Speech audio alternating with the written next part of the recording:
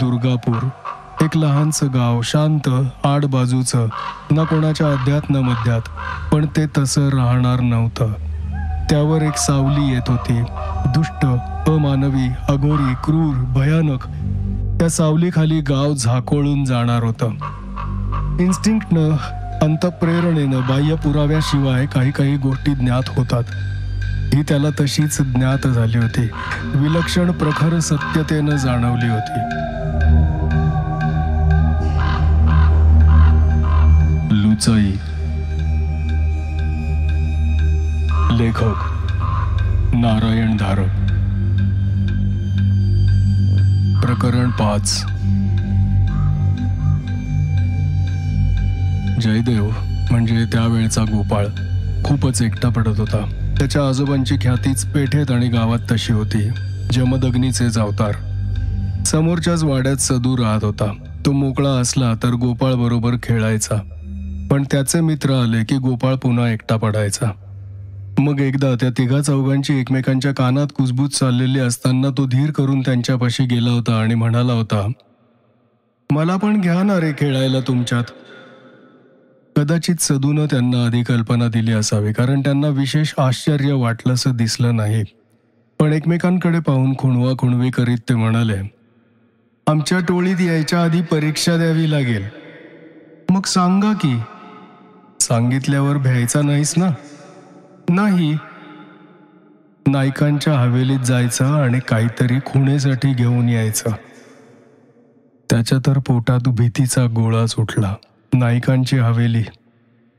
हवेलीत रात्री? नाही, सकाळी जा, दुपारी जा, केव्हाही जा, पण आम्ही मागं येणार. जीव आतल्या आत गोळा होत होता, तरी त्याला ते कबूल करावंच लागलं. मित्रांची निकड इतकी होती की त्यासाठी कोणतीही किंमत द्यायला तो तयार होता. दुसऱ्या दिवशी दुपारी आजोबा जरा आडवे झाल्यावर हवेलीवर जायचं त्यानं ठरवलंच. आधी त्या रात्री त्याला कितीतरी वेळ झोपच आली नाही. कल्पनाशक्ती हाच कधी कधी मानवाला शाप ठरतो. नायकांच्या हवेलीबद्दलच्या सर्व अफवा त्याच्याही कानावर आलेल्याच होत्या. एकमेकांना भिववण्यासाठी मुलांनी हवेलीत नाना प्रकार चालल्याची रसभरीत वर्णनं एकमेकांना ऐकवली होती, आणि आता त्याला त्या हवेलीतच जायचं होतं, आणि तेही एकट्याला. आणि उशिरा कशी तरी झोप लागल्यावर मग स्वप्न आली, कसली तरी भयानक स्वप्न. 2-3दा तर तो दचकून तप करत जागाच झाला. दुपारी 1ला ते सगळे गोपाळच्या घरामागे जमले आणि हवेलीकडे निघाले. एकदा बाजारपेठ सोडली की हवेलीच्या रस्त्यावर तेव्हा दुसरं कोणतंच घर नव्हतं. धुळीचा रस्ता आणि दोन्ही बाजूंनी वडाची झाडं. रस्त्यावर उन्हाचे हलते कवडसे, धुळीत 10-12 अनवाणी पावलांची खसखस आणि किड्यांची किर्र. ते हवेलीच्या कंपाऊंडच्या भिंतीपाशी पोहोचले. भिंतीतले चिरे निखळले होते. पिंपळाची उमराची रोपटी उगवली होती. बाहेरचं लाकडी फळ्यांचं फाटक मोडलं होतं. एक पाल नव्हतंच. दुसरं एकाच बिजागिरीवर दारुड्यासारखं कल्लं होतं. अंगणात छाती इतकं उंच गवत माजलं होतं आणि त्यामागे ती हवेली. सगळी दारं खिडक्या लावलेली होती, पण खालच्या मजल्याच्या 2 खिडक्यांची तावदानं फुटली होती. दर्शनी भागातली ती 2 काळी खिंडार 2 डोळ्यांसारखी दिसत होती. इमारतीवरचा प्रकाश झाडांच्या सावल्यांनी सरकत्या ढगांनी बदलत होता.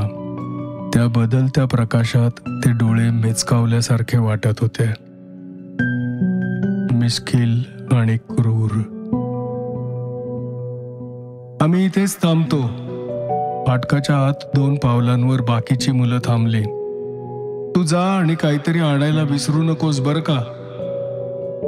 गोपाळ समोरच्या हवेलीकडे पाहत काही वेळ उभा राहिला.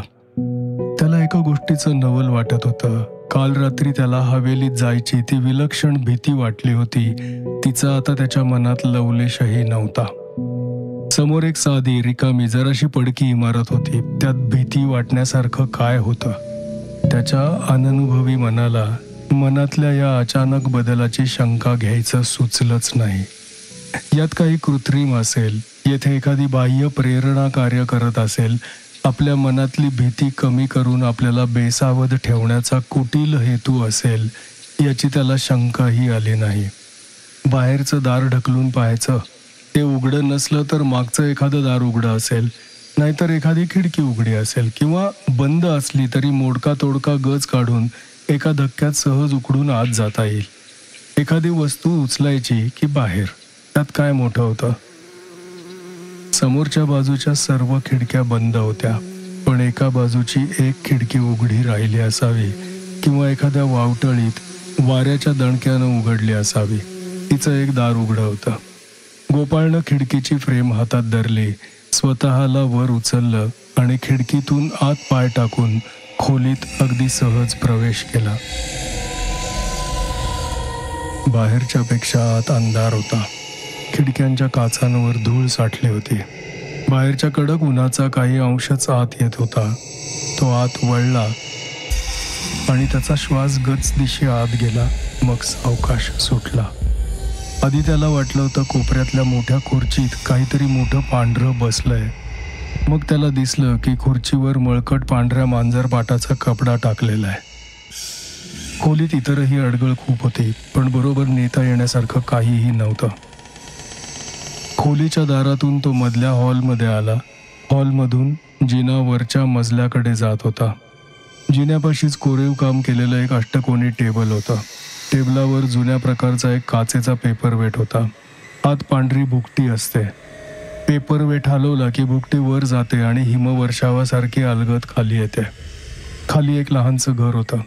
त्यावर ती भुकटी सावकाश सावकाश पडते. गोपाळनं पेपरवेट खिशात घातला. समोरच बाहेरचा दरवाजा होता. तो त्यानं उघडला सुद्धा, पण बाहेर पडण्याच्या अगदी शेवटच्या क्षणी तो थांबला.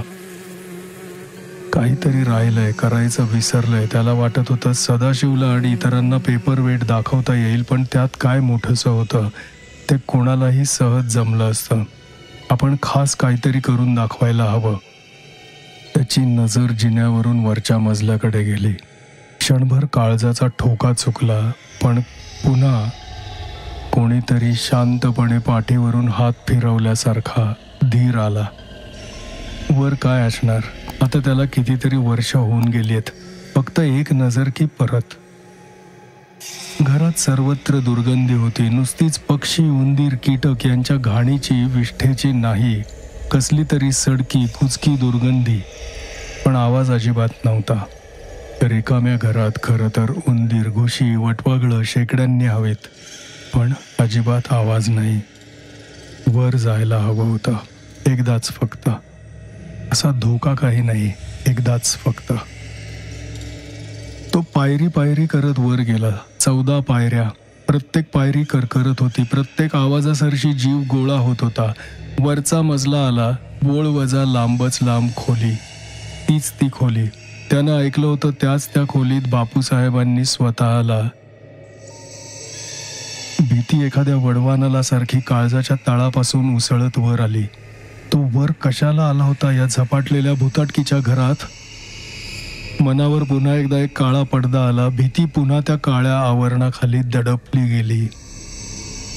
एकच नजर, त्यात भिण्यासारखं काय आहे? कोणीतरी आपल्या कानाला लागून कुजबुजल्यासारखा त्याला भास झाला. मनातली ओढाताण त्यालाही जाणवत होती. त्याचा ताण नकळत असह्य झाला होता. काहीही करून ती ओढाताण संपवायला हवी होती. मनातलं ओसरतं उरलं सुरलं धैर्य एकवटून तो धावत धावत त्या खोलीपाशी पोहोचला आणि त्यानं दाराला धक्का दिला. शेवटची मनातली अर्धवट अशी काहीतरी कल्पना होती की धावत धावत आत जायचं, जी हाताला लागेल ती वस्तू उचलायची आणि परत बाहेर आणि खाली धूम ठोकायची. पण धक्का बसताच दार दाण दिशी आत उघडलं. श्वास घ्यायला गोपाळ थांबला. त्याची नजर समोर आणि वर गेली आणि तो तिथेच थिजला. खोलीच्या मध्यभागी तुळईपासून खाली आलेल्या दोरीला बापूसाहेब नाईकांचा मृतदेह लोंबकाळत होता. कधी कधी शारीरिक प्रतिक्रियांपेक्षा मनातले विचार लाख पटींनी वेगानं पुढे धावतात. गोपाळचे पाय जमिनीला खेळले होते. समोरचा देखावा डोळे आत घ्यायचा प्रयत्न करत होते. मेंदू त्याचा अर्थ लावायची खटपट करत होता. पण मनावरची झापड गळून पडली होती. त्या 1 सहस्रांश क्षणात त्याला समजलं की तो आपणहून वर या खोलीपाशी आला नव्हता.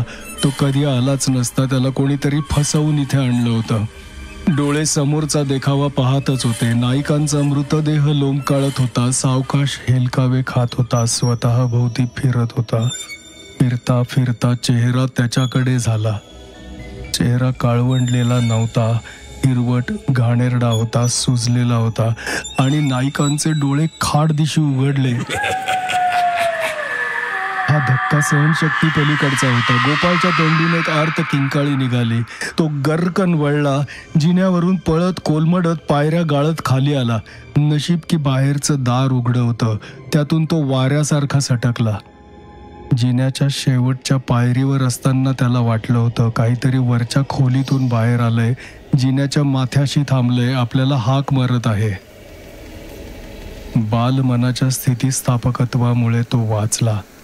मोठ्या माणसाला वेड तरी लागलं असतं, नाहीतर मूर्छा तरी आली असती. गोपाळ हवेलीच्या फाटकापर्यंत पोहोचेपर्यंत बराचसा सावरलाही होता. फाटकाबाहेरच सदाशिव आणि बाकीचे उभे होते. त्यांच्यापाशी पोहोचताच गोपाळनं खिशातून काचेचा पेपरवेट काढून त्यांच्या पुढे धरला. कदाचित शेवटच्या क्षणापर्यंत त्यांना कल्पना नसावी की तो खरोखरच आतून काहीतरी आणेल. पेपरवेट पाहायला, उलटा सुलटा करून पाहायला सर्वांनी कोंडाळं केलं. आणि आता गोपाळला दिसलं की पेपरवेटच्या आत घराची आकृती होती. ते घर नायिकांची हवेलीच होती. नायिकांनी ते खास बनवून घेतलेलं असावं. हवेलीकडे पाहता पाहता जयदेवला हे आठवलं होतं आणि त्याचं सर्व शरीर शहारून उठलं होतं.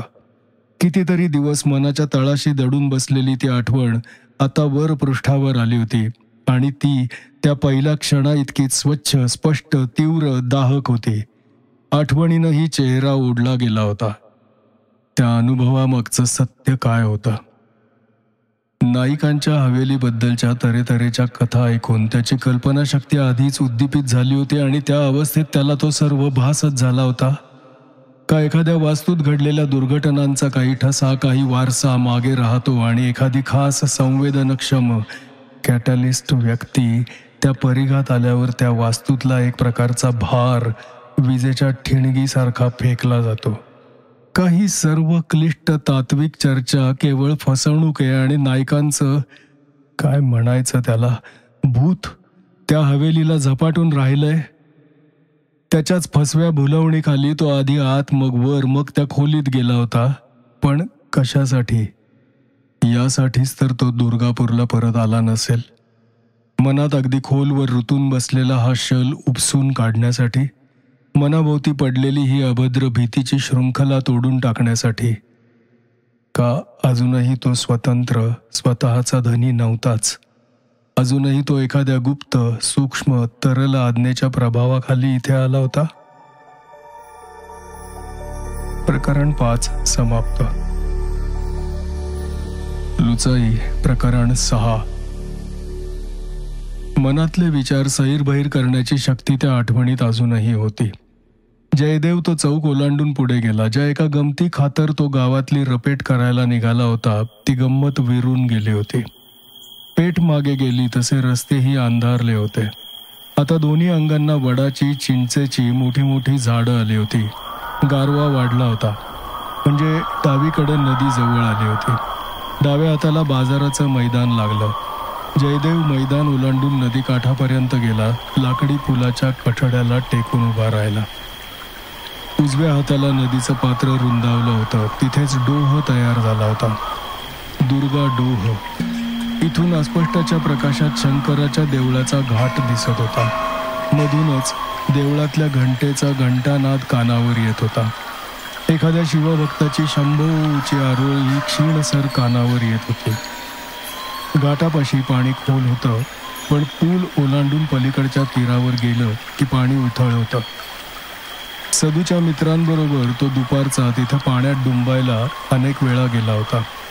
पूल संपता संपता डावीकडे स्मशान होतं आणि तेव्हा लहान असताना त्याला त्या जागेची विलक्षण भीती वाटत असे. नायकांच्या हवेलीत आलेला अनुभव तसाच दाहक होता. आता सर्वत्र शांतता होती. जयदेवचं मन अंतर्मुख झालं होतं. एकाएकी त्याला सुनंदाची, त्याच्या दिवंगत पत्नीची विलक्षण तीव्र आणि आर्त अशी आठवण आली. आसपासच्या अंधारलेल्या धीर गंभीर निशब्द वातावरणानं मनातली कोणती तरी कळ दाबली गेली होती. आणि मनाची कितीही अनिच्छा असली तरी अपघाताचा तो भयानक प्रसंग स्पष्ट रेखीव रूपात डोळ्यांसमोरून सरकत होता. मोटरसायकल कधी 40च्या खाली चालवणं त्याला माहीतच नव्हतं, पण गाडी त्याच्या इतकी हातात बसली होती की त्याचा गाडीवर परिपूर्ण ताबा असायचा. तो तेलाचा डाग त्याला रस्त्यावरून लांबवरून दिसला होता आणि ती लहान मुलगी एकदम वाड्यातून पळत पळत गाडी समोर आली नसती तर जयदेव तेलाचा निसरडा डाग टाळून सहज गेला असता. पण ती मुलगी अचानक रस्त्यावर आली. त्यानं गाडी अगदी नैसर्गिकपणेच उजवीकडे घेतली आणि चाकं तेलानं माखलेल्या रस्त्यावर आली. चाकातून रस्त्यावरचं जाणवणारं घर्षण, हातांची ग्रीप एकदम नाहीशी झाली. स्टिअरिंगच राहिलं नाही. हँडल हातात नुसतं कापसासारखं हलत होतं. काय हो म्हणत सुनंदा डावीकडून पुढे वाकली. गाडीचा तोल जायला तेवढी लहानशी हालचाल पुरेशी होती. गाडी डावीकडे कलली.